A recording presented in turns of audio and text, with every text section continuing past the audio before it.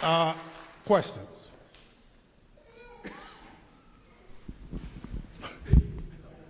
Well, if you can, yeah.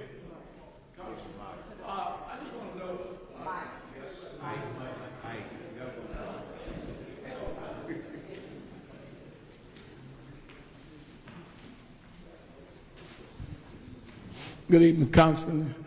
I just want to ask one question. Do you think that all these executive orders are now being issued?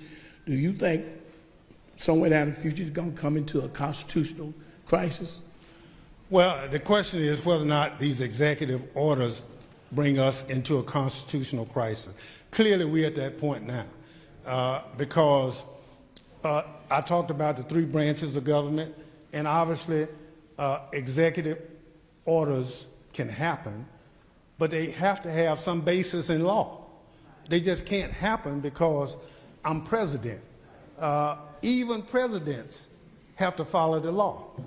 And so I'm convinced that the courts, in many instances, were overruling, even when he's saying, I'm not going to follow the court.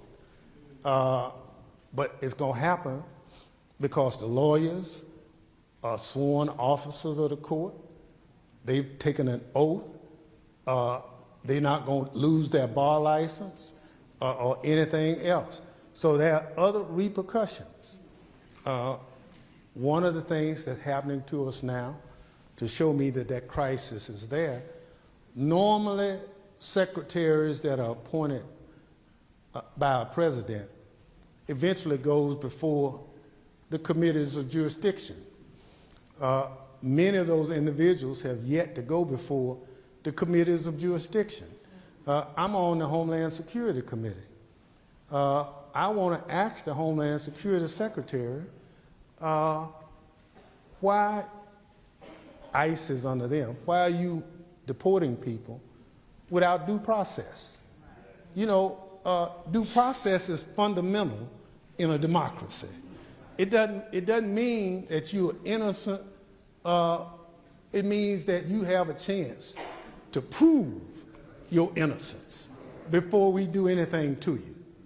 And I think that's something, that's that crisis that we're facing because so many of those things are not being addressed now.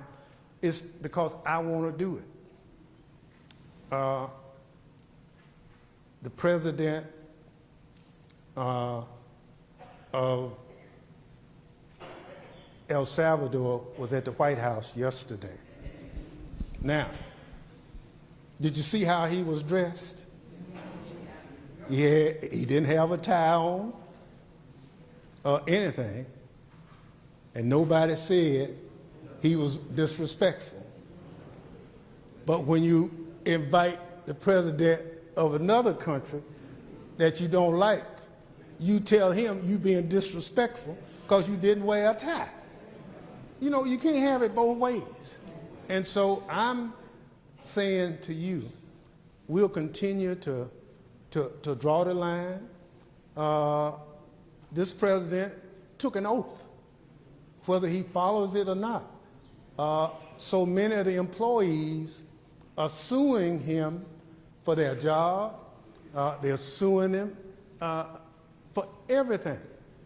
And now law firms are giving him this free pro bono legal services because they're afraid that if they don't, their clients might not be able to do business with the federal government.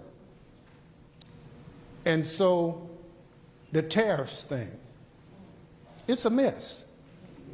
But then you announce it, and then the day before you change it, some of your wealthy supporters start buying the stock low.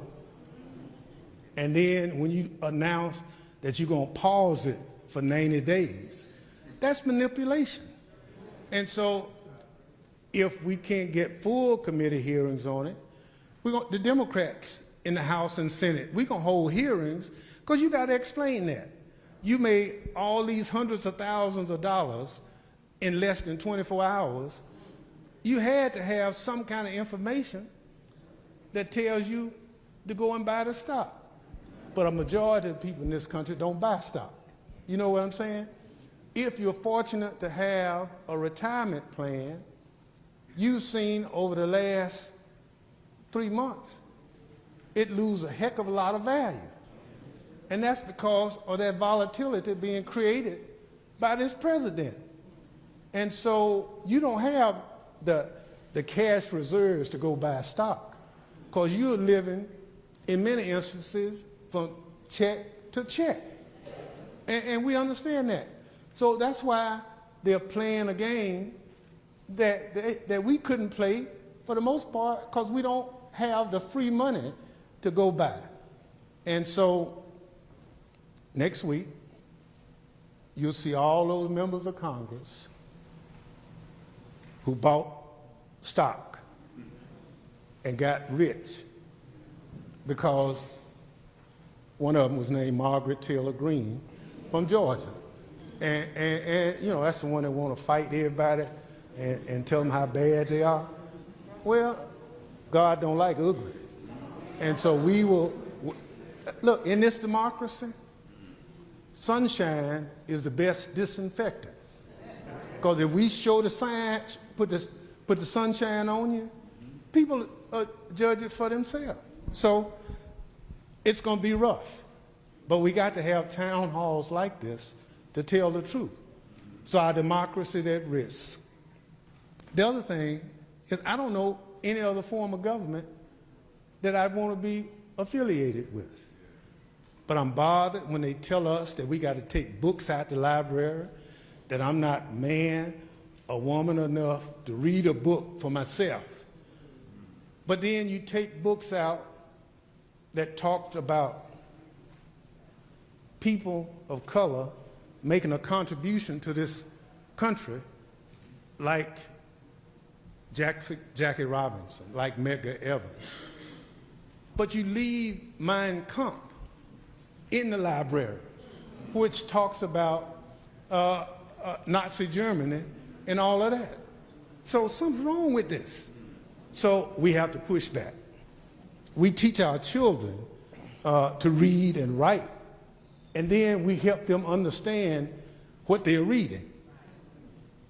But when did we get so good that we got to keep all these books? You know, some of those books we just learned about. Harriet Tubman and the Underground Railroad. They've now taken everything out of the Smithsonian that talks about that. Medgar Evers was a soldier.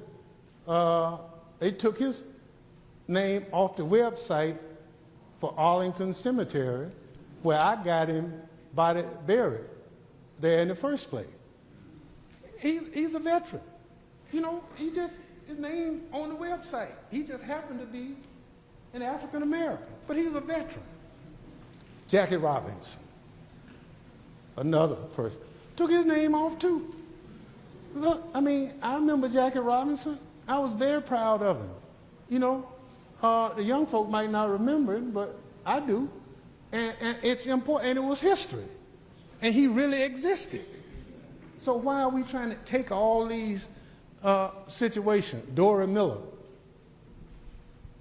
from Hattiesburg, Mississippi, excellent veteran, got the first Medal of Honor for anybody from Mississippi. They took his name off. Just they go on, and we are committed to not letting these kind of things continue, because it's just not the right thing to do.